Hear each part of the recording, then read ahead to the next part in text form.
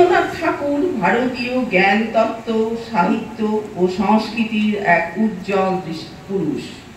তার সাহিত্য, সঙ্গীত, চিত্রকলা ও দর্শনে ভারতীয় ভাবধারার গভীর প্রভাব লক্ষ্য করা যায়।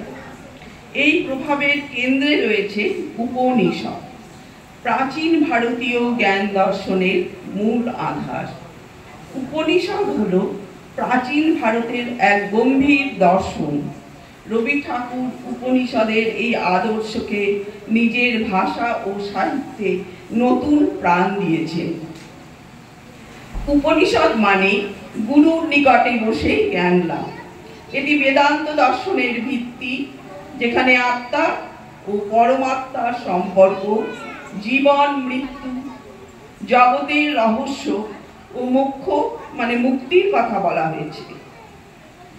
উপনিষদ মানুষের আত্মানুসন্ধান, সার্বিক ঐক্যবোধ এবং চিরন্তন সত্যের সন্ধান দেয়।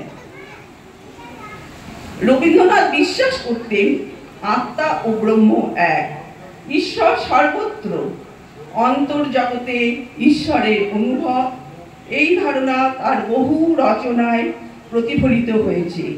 যেমন তিনি বলেছিলেন, তোমার সৃষ্টির পথ রেখেছ আকীর্ণ করে, সেই পথে যেন চলে যাই নতশিরে।